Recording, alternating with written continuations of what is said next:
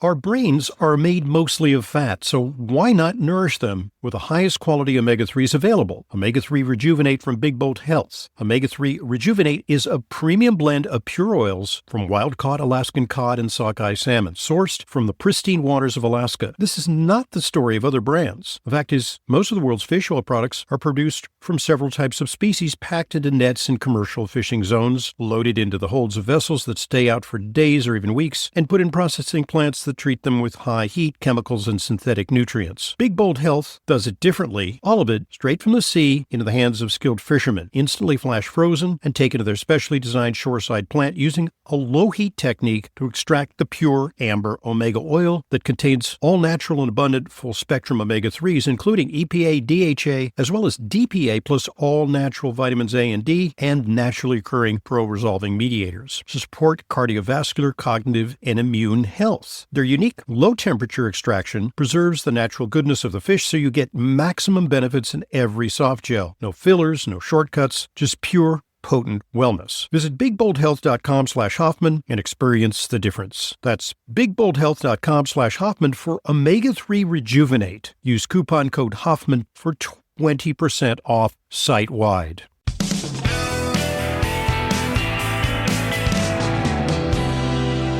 Welcome back to today's Intelligent Medicine Podcast. I'm your host, Dr. Ronald Hoffman. I very much enjoy doing podcasts, this one in particular, because I'm talking to one of my favorite colleagues, Dr. Georgia Ede, author of a great book. You got to get a hold of it for 2024. I think it'll set you on a good course. Change Your Diet, Change Your Mind, a powerful plan to improve mood, overcome anxiety, and protect memory for a lifetime of optimal mental health. And in part one, we kind of laid down the groundwork for how diet may impact mood and mental health. I wanted to, before we get into some practical suggestions for how people can implement this, because the book is divided into several parts, and one of the parts is actually, practical suggestions, how to implement the diet, what types of foods to eat. It's not a diet book, but you do provide people with, not just theory, but actual tangible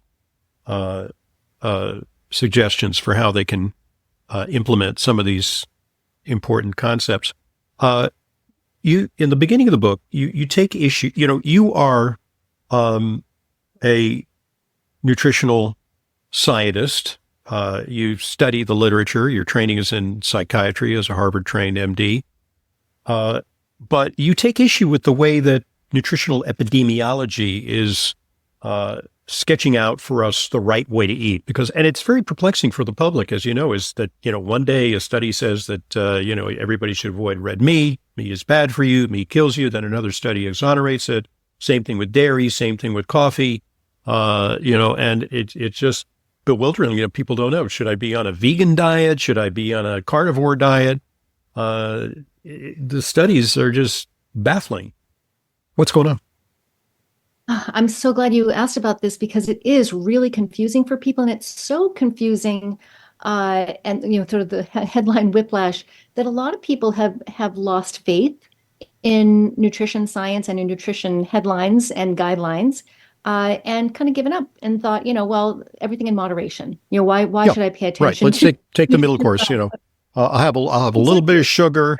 I'll have a little bit of, all the, like they say, gluten-free. I'll have some bread, a little bit of bread, a little bit of dairy, a little bit of all the basic food groups. And I think that's the way that the marketplace, and the food industry wants it, is that they want us to be, just kind of throw up our hands and just go down to the supermarket aisle and partake of everything, a little bit of everything, and in moderation, as you say, what the golden rule. Exactly. And the reason why there's so much confusion and so much these flip-flopping headlines is because the vast majority of those headlines, as well as the vast majority of the research that goes into creating our national guidelines, comes from a type of study called a nutrition epidemiology study. And that, unfortunately, that kind of study is a wholly unscientific method. It is essentially guesswork based on very flawed food and health questionnaires. And so, and I go into great detail about this in the book because I really want people to understand how bad these studies are and how worthless they are, and really why we cannot afford to pay attention to stake our health, the decisions that we make about food for ourselves and our families on this kind of research. It is literally guesswork based on wild guesses about what people have been eating and how those choices are related to our our health. And so I explain in the book that what happens with these studies is that let's say they're looking at the relationship between, say, your risk for developing dementia and how much fruit, how many berries, your berry intake. This is a Hmm. really common type Yep. of study. And I Berries give are brain food. We eat a berries lot of are berries.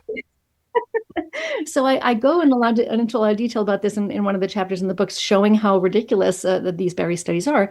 But essentially, they're asking questions such as, how many cups of blueberries do you typically consume? Have you typically consumed over the past year? And you are then asked to quantify in cups per year of how many blueberries per week, per week over the past year. And of course, nobody can answer these questions accurately. I eat a very limited diet. There's a very small number of foods. It's not a very diverse diet. I can't tell you what I ate a week ago, Yeah, let alone a exactly. year ago. Me neither. So, and so these are wild guesses. And you're not allowed to say, I don't know, I can't remember. Yep. You are forced to choose a quantity. Hmm. And that's the only data in the study. Yep. That's not data. There's nothing And, that's measured. and some people either forget or some people virtue signal. They claim like more dietary virtue, uh, and other people, conceal some of their dietary indiscretions.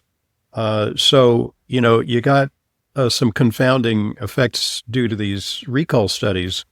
Uh, I think the other problem is bias because there's a lot of bias depending on who does the study. For instance, the Harvard T.H. Chan Center, of which you may be familiar because you were trained at Harvard, kind of comes from a vegan or vegetarian perspective. And they also come from a kind of a climate change perspective. And so when they want to issue suggestions about what people should eat, it's kind of admixed with suggestions about how to save the planet and reduce our carbon footprint, which what they're saying is we're pretty certain about the science, but even if we're wrong, it's better for the planet if we eat less meat because the cows are belching methane into the atmosphere, and it's like you're high in the food chain and whatever. Their carbon footprint is worse than if we were growing soybeans. That's so true. And the relationship between our modern food production system, both for plants and animals, both plant and animal foods, and the health of the planet and the health of the creatures that we share the planet with. This is a really complicated topic with a lot of nuance in it and a lot of different opinions. And the science in that area is not as settled as a lot of people have been led to believe. But regardless of what may be or may not be true about the relationship between eating animal foods and planetary health, and is regardless of what may be true in that area, we need, if we're talking about nutrition and health, we need to stay focused on what the truth is about which foods are healthiest for us. And I'm going to quote my friend and colleague, Nina Teicholz, who, of course, wrote an amazing book, a wonderful book called Big Fat Surprise. Mm-hmm. Yeah. Is I'm going to quote her and say, she says, let's first figure out which diet is healthiest for us, and then figure out how to make that diet more sustainable. Mm-hmm. These are two different questions. So I'm not qualified, to comment on environmental science. I focus in the book on what the truth is, the biological truth about which foods are healthiest for our brains and bodies. And that's a big enough topic for one book. I am very, very sensitive to these other issues, and I do address them in the book. I don't shy away from those questions, but that's not the focus of the book. Well, there's a lot of literature on the relationship between the vegetarian diet and especially the vegan diet and mental health. And some of the studies are coming in kind of alarming, suggesting that there may be a correlation between a strict vegan diet and depression, anxiety, and various problems. Some people say, well, maybe that's reverse causation because maybe people who are a little too obsessed about diet, maybe they're already a little bit eccentric, perhaps. And that may account for the fact that there's a higher incidence of depression and anxiety. But is there a mechanistic reason why a vegan or vegetarian diet may be bad for brain health? Well, I want to be really clear here and say that just as we can't use nutrition epidemiology to condemn red meat, we Right. can't use That's nutrition fair. epidemiology to condemn vegan diets. So what I want to make clear for listeners is that there is no experimental science showing that a vegan diet causes mental health problems or that a vegan diet cures mental health problems. So all we have right now, the quality of the science in this area is simply we can't rely on it. So we have a lot of guesswork going on. We have on both sides of the nutrition debate. What we can say, though, and this is where I think you were going with this, and where I think it's important that we go, is that it's undeniable that in order to properly nourish your brain and your body, you must include at least some animal food in the diet, because there are some molecules, quite a few of them, which are very difficult, if not impossible in some cases, to obtain from plant foods. And that's just a biological fact. Well, So what are some of them, like omega-3 fatty acids, EPA, and things like that? yes, Carnitine, or, some of the amino acids, vitamin B12, for example, those types of things? yes, I mean there are many examples. I think some of the most important ones are the ones you touched on. So B12, a lot of people are aware of. Vitamin B12, of course, does not exist in plant foods, but neither do, as you mentioned, neither do the omega-3 fatty acids that we actually need. So these are EPA and DHA. Are only found in animal foods. They're also in algae, but we can't extract them from algae unless we consume an algae-derived supplement, which I do strongly recommend For for any vegans. of your listeners Yep. who Yep. follow a vegan diet. Yep. Mhm. Um, so the omega-3 fatty acids, EPA and DHA, can only be found in animal fats, and so that's very, very important. That the type of omega-3s that are found in plants, it is called ALA. We are very very poor converters. Mhm. It's almost impossible, Yeah, and in there's some a cases, genetic polymorphism on that. Some people, maybe due to ancestral conditions, do a better job at making that conversion. Other people, maybe more Nordic people, are virtually non-existent. They can't subsist on vegetable oils. that's exactly right. And regardless of your ancestry, pregnant women cannot turn enough ALA Hmm. into EPA and DHA that need for the developing brain of a new baby. So, these are really important. One of the things I point out in the book is that a vegan diet may be an acceptable strategy for you. It's not optimal, but you might be able to get away with. You might be able to get everything you need from a vegan diet if you supplement very carefully, and you are not pregnant or a growing child. And so, I think there's some important ifs, ands, and buts that go along with following a vegan diet. Indeed. Okay, folks, at this point, let's pause and allow one of our sponsors an opportunity to share an important message with you. Listen up. Here goes. Are you concerned about your blood pressure? Join the millions worldwide who have chosen Kyolic as a natural alternative to support their heart health. Why Kyolic? It works. Over 900 published scientific articles and research studies have shown that Kyolic aged garlic extract has a positive effect on cardiovascular risk factors such as high blood pressure, cholesterol, circulation, blood sugar balance, and more. Kyolic aged garlic extract, organically grown garlic aged for up to 20 months for maximum purity and potency. Gentle on the stomach, easy to swallow capsules with no offensive garlic odor or taste. Visit Kyolic.com. That's KYOLIC.com. Learn about Kyolic Formula 109 for blood pressure, as well as Kyolic's other cardiovascular formulas. Kyolic is sold at Sprouts, Natural Grocers, Whole Foods, and natural health stores everywhere. Also online. Get Kyolic Blood Pressure Health Formula 109. It works. Thanks for listening. Thanks for supporting our sponsors. They, of course, are What They Can Tell Us in Medicine, a continuing free resource to you with great guests like today's guest, Dr. Georgia E. It seems to me that the way you break it down in the book is if you want to change your diet, change your mind, that they're kind of, there's an entry level, which is kind of a modified paleo diet, which is lower in carbs. It's not bereft of carbs. That's one level. That's more your whole foods kind of diet. That's paleo-ish. And then if that's not delivering results after a certain period of time, you can go to a keto diet, a ketogenic diet, which is ultra low in carbs. And then there's the ultimate level of, dietary rigor, which is the carnivore diet. Let's explore those levels. Am I stating it correctly? Is that what you lay out in the book? Absolutely. That's exactly right. And I like the way you put entry level, because the reason why I put 3 different strategies in the book is that I want people to be able to engage with different strategies as they feel comfortable and as they feel necessary. So not everybody is going to want to eat a ketogenic diet, and not everybody's going to need to eat a ketogenic diet. So it's there for people who need it or want it. But I do have this other,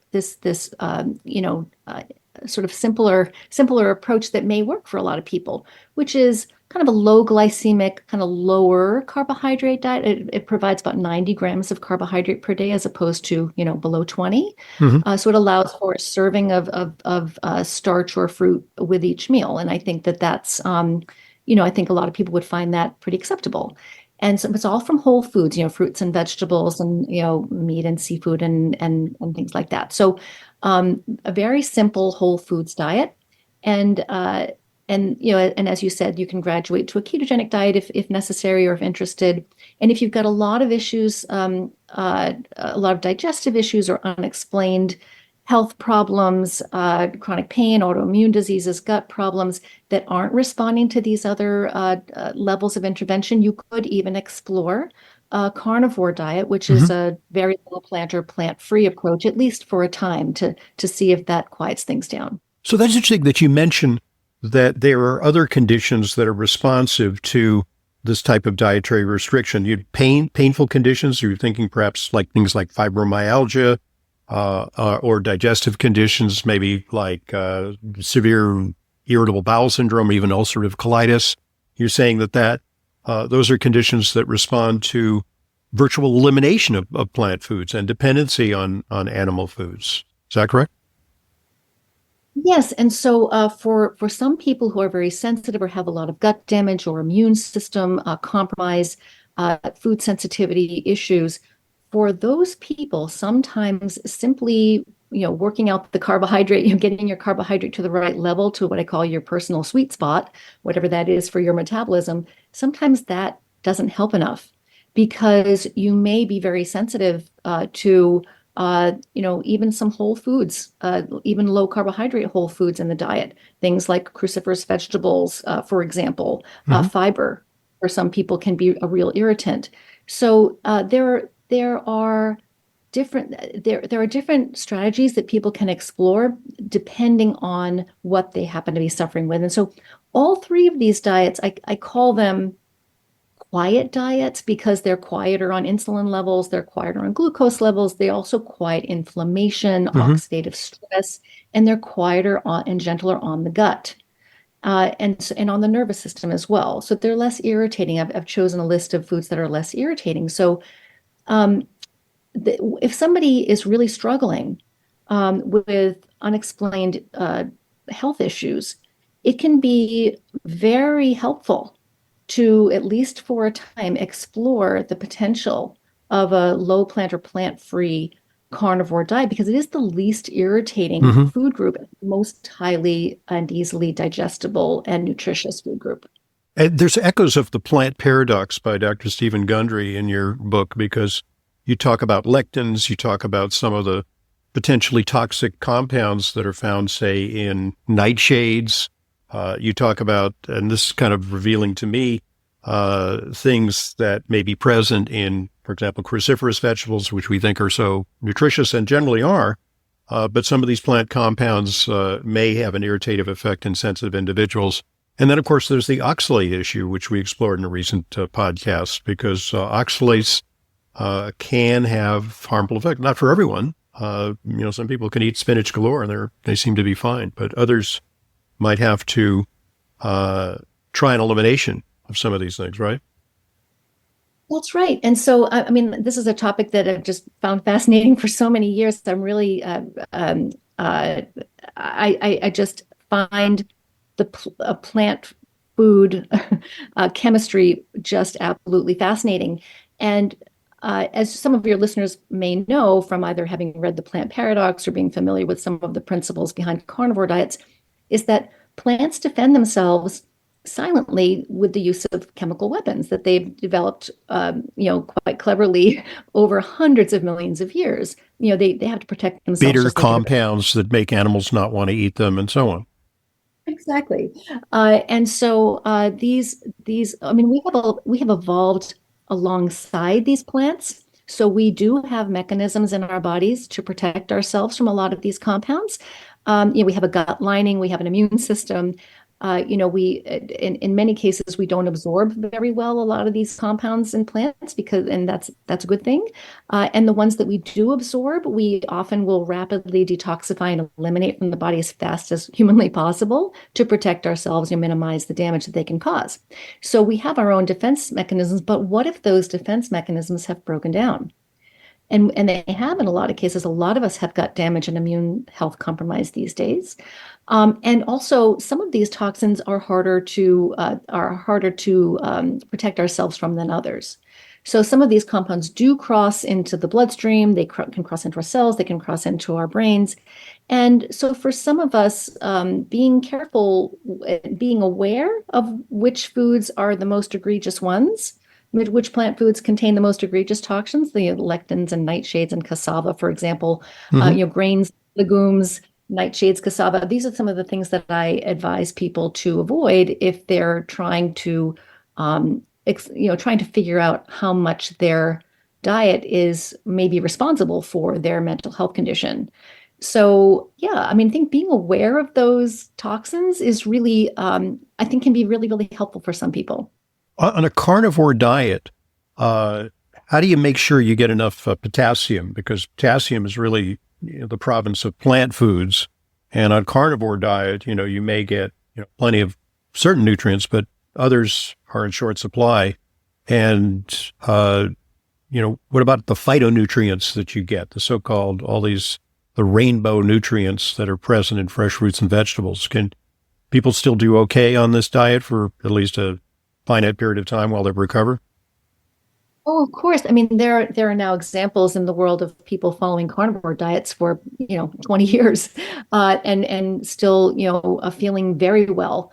Now we can't use that as proof of anything, but I do want to mention that there are certainly now a growing number of anecdotal cases of people thriving on carnivore diets. By the way, this is January is Carnivore Diet Month. Did you know that?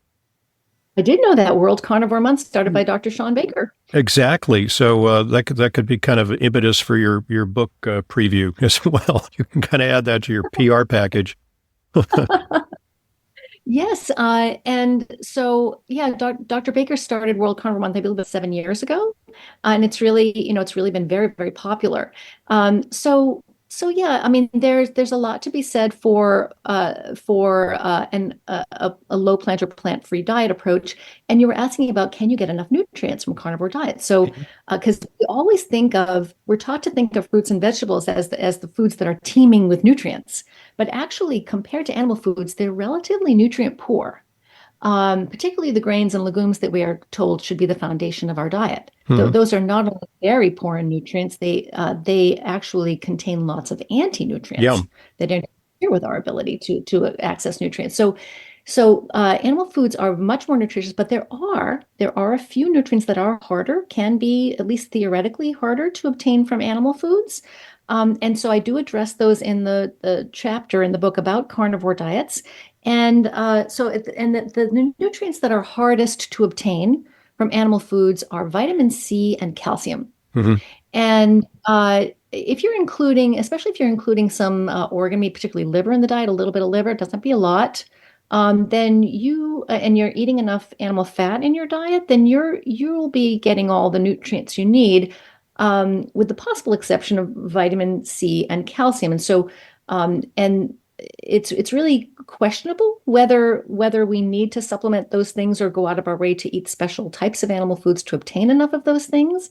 But so I address this head on in the book in more detail. But essentially, you can meet your requirements if you eat certain types of animal food. So, for example, shrimp is a good source of calcium. Hmm. So you don't need to eat, and lots of people are sensitive to dairy, and I actually advise against dairy in the book, or at least experimenting with the dairy-free period. So calcium is one of the nutrients that's harder to get from muscle meat. There isn't as much calcium in muscle meat as there is in some, for example, dairy products or even cruciferous vegetables. But you can get calcium from shrimp, for example. Vitamin C is always a big question because it is true that plant foods contain much more vitamin C. Fruits and certain vegetables, especially the colorful vegetables, contain more vitamin C. But when you're eating a low carbohydrate diet, you need a lot less vitamin C. And it's been shown time and time again that animal foods do contain some vitamin C if you don't overcook them. And we really don't need very much vitamin C at all. Our requirements are quite low on an animal-based diet. So some of these questions have to do. There's an expert in carnivore diets by the name of Amber O'Hearn, Hmm. who wrote a paper about this and writes quite eloquently about this online as well. She makes the point that our nutrient requirements are context dependent, Hmm. meaning the amount of nutrients we need depends on what we're eating. So if you're eating a very high carbohydrate diet, you're going to need a lot more, say, for example, Yeah. magnesium. So that's But just but one that's example. but that's provided for in plant food, and maybe that's the key to the fact that humans evolved with a great deal of dietary plasticity, that we were able to inhabit many environments across the world, from equatorial regions to Arctic regions, and you have the Eskimos who eat seal meat, whale blubber, and so on, and fish. And then you have virtual vegetarians who inhabit equatorial regions, and it's the same species, it's Homo sapiens, but we seem to be able to turn on and turn off genes selectively to make us able to tolerate different types of foods. I wanted to ask a little bit about on the keto diet. One of the things that's always emphasized is lower your sodium, lower your sodium, lower your sodium intake. Turns out on the keto diet, you need to do the opposite, because you can get in trouble if you don't have adequate sodium. At least at first. And so what happens is when your insulin levels are running high, which most people's do on a standard diet, insulin signals the body to retain water and salt. Hmm. And so if your insulin levels are running too high, you will tend to retain fluid. When you drop your insulin levels by dropping your carbohydrate intake, you will lose that excess water and And you see some sodium. And if gratifying results on the scale in the first couple of weeks, which is very encouraging. That's right. And a lot of people will lose quite a bit of water weight up at the beginning, a few pounds of excess water weight. That's called, that initial diuresis that happens as the insulin levels are falling. Now, if you approach the diet too quickly, those levels can drop too fast and it can be uncomfortable. So you can get headaches and difficulty concentrating and leg cramps and things like that. So that's one of the reasons why in the book I not only recommend at least temporary electrolyte supplementation, but also Hmm. gradual change to the diet. I recommend that everybody, do 2 weeks of that sort of entry-level diet that you were describing before, that they do that for a couple of weeks first to gradually bring their insulin levels down so it's not so much of a shock to the system. Okay. Well, great stuff. For more information, you can go to Dr. Ead's website, diagnosisdiet.com. And what sort of resources will people find there? Yeah, so on Diagnosis Diet, which is my website, they'll find lots of free articles about the relationship between food and general health, as well as food and mental health. And also information about the book if you want to explore more about the book. The other thing is some of the articles on the website, you'll find videos as well as articles and podcasts and things, but you'll also find, if you type in insulin resistance into the search bar, a few articles down, you'll come to a post about insulin resistance, how to diagnose, prevent, and treat insulin resistance. That includes, the reason I mention this, it includes a free downloadable PDF listing insulin resistance tests that you can do yourself at home. And you don't have to sign up for the newsletter or anything. You just download it. So I think that's a tool that can get people started this month if they're wanting to improve their metabolic health, is just see kind of where they stand on the insulin resistance spectrum is a great first step. Oh, excellent.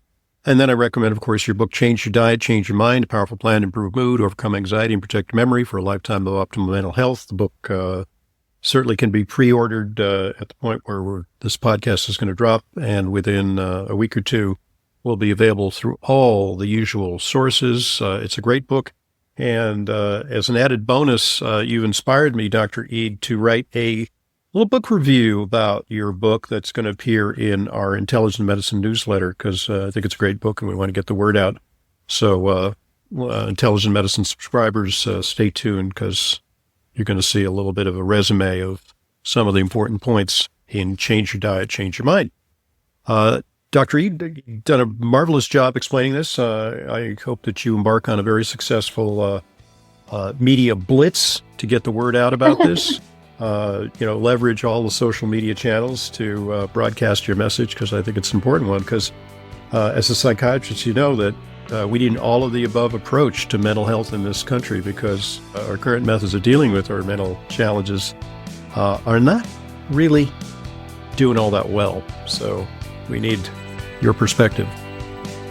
Well, amen to that. What you just said about we need to pull out all the stops here. We really are going in the wrong direction, and there's so much people can do on their own if they have the right information. And I'm really grateful to you for talking to me about the book, helping me, talk to your listeners about the book, and for the review. I look forward to your honest impressions of the book. I thank you so much. Well, it's my great pleasure. That's Dr. Georgia Ead. I'm Dr. Ronald Hoffman, and this is the Intelligent Medicine Podcast. I want to thank you for listening to the Intelligent Medicine Podcast. Follow us on Apple Podcasts, Spotify, Amazon Music, or your favorite podcast app, and get new episodes automatically downloaded every weekday. And please give us a rating and review. It truly helps new people discover intelligent medicine. The Intelligent Medicine Podcast is for general informational purposes only and does not constitute the practice of medicine, nursing, or other professional healthcare services, including the giving of medical advice, and no doctor-patient relationship is formed. The use of information on this podcast or materials linked from this podcast is at the user's own risk.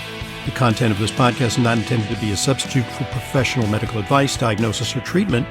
Users should not disregard or delay in obtaining medical advice for any medical condition they may have, and should seek the assistance of their healthcare professionals for any such conditions. Finally, please visit drhoffman.com and discover everything Intelligent Medicine has to offer, including frequently updated, unbiased health news and fully vetted product and supplement recommendations. There were many important reasons why I started my FullScript online supplement dispensary. I wanted to offer you the same curated professional-grade supplement brands that I use, the ones I know and trust. I also wanted to ensure that they weren't counterfeit or expired. Recently, I've been hearing more and more about counterfeit or expired products purchased from online retailers. With FullScript, you can be confident your supplements are genuine and they'll arrive with optimal freshness and potency. Also, buying through FullScript offers fast, free shipping, optional refill reminders, and a highly rated mobile app. It's safe, secure, HIPAA compliant, and offers world-class support. Go to drhoffmanstore.com for more information and to start your free FullScript account. You'll get access to the supplements and features you need to help you achieve your wellness goals, including my custom targeted protocols that combine the products I recommend to address specific needs, heart health, immune support, and much more. To get started, just go to drhoffmanstore.com, drhoffmanstore.com.